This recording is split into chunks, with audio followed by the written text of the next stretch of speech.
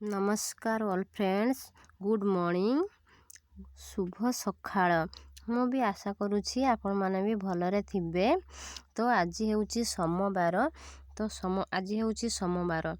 ପିଲାମାନଙ୍କର ଯେଉଁ 10th exam ଦେଉଛନ୍ତି ତ ସେକେଣ୍ଡ ଲାଙ୍ଗୁଏଜ୍ ଅଛି। ମୁଁ ଜାଣିଛି ଆମ ପିଲାମାନେ ଟିକେ ଇଂଲିଶରେ ଦୁର୍ବଳ। ଆମ ଓଡ଼ିଶାରେ ପିଲାମାନେ ଟିକେ ଇଂଲିଶରେ ଦୁର୍ବଳ। କାହିଁକି ଜାଣିଛନ୍ତି?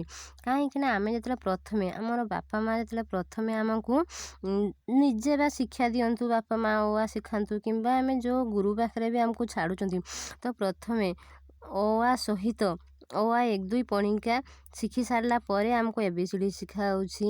ତ ଆ ମଝିରେ ବି ABCD ଶିଖାଯାଉଛି। ତ ସେମିତି କରନ୍ତୁନି। ଆ ସହିତ ଯେଉଁ ଆ ହ୍ରସ୍ୱ ଦୀର୍ଘ ଧରା ଯେଉଁ ଗୋଟେ ଦିନରେ 4ଟା ଶିଖିଲୁ ଆମେ ଆ ହ୍ରସ୍ୱ ଦୀର୍ଘ, ତ ତା ସହିତ ଇଂଲିଶରେ ଯଦି ଆମେ ଏ ହ୍ରସ୍ୱ ଇ ତ ଏମିତି ଯଦି ଶିଖିବୁ ତାହେଲେ ମୁଁ ଭାବୁଛି ବୋଧେ ଇଂଲିଶରେ ଆମ ପିଲାମାନେ ଆଉ ଦୁର୍ବଳ ହେବେ ନାହିଁ।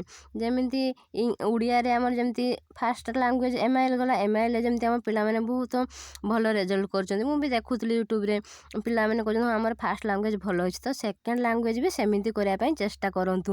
ମୁଁ ଆଶା କରୁଛି ତ ଆପଣମାନେ ମୁଁ ଆଶା କରୁଛି ଆପଣମାନେ ଧର ଏ ଯେଉଁ ସେକେଣ୍ଡ ଲାଙ୍ଗୁଏଜ୍ ଅଛି ତ ସେମିତି ଭଲ ରେଜଲ୍ଟ କରନ୍ତୁ। ବାପା ମାଆଙ୍କର ନାଁ ପକାନ୍ତୁ ନାହିଁ। ବାପା ମା ଯେଉଁ ଛୋଟରୁ ବଡ଼ କରିଛନ୍ତି କାହା ଘରେ, ଧର ଯେଉଁ ଆମର ହେଉଛୁ ଗରିବ ଘର, ତ ଗରିବ ଘରେ ଶାଗ ପଖାଳ ଖାଇକି ଆମେ ସ୍କୁଲ ଯାଉଛୁ।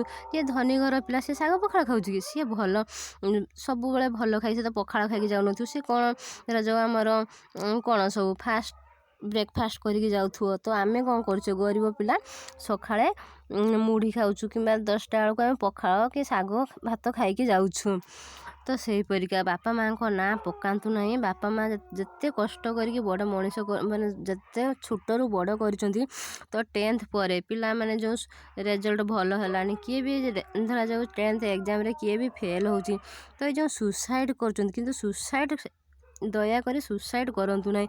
ଧରାଯାଉ ଏବେ ମୋର ଧରାଯାଉ MIL କିମ୍ବା ଇଂଲିଶରେ ମୋର ଧରାଯାଉ ଫେଲ୍ ହେଲି ମୁଁ, ତ ଚେଷ୍ଟା କରନ୍ତୁ ନା ସେକେଣ୍ଡ ଟାଇମ୍ରେ ବି ଆପଣ ପୁଣି ସେକେଣ୍ଡ ଟାଇମ୍ରେ ବି ଆପଣ ସେଇ ଯେଉଁ ଇଂଲିଶରେ ଯେଉଁ ଫେଲ୍ ହେଇଛନ୍ତି, ତ ସେଇଟା ସବୁ ପିଲାମାନେ ମୋର ସାଙ୍ଗମାନେ ପାସ୍ ହେଲେ, ମୁଁ ଫେଲ୍ ହେଲି କାହିଁକି?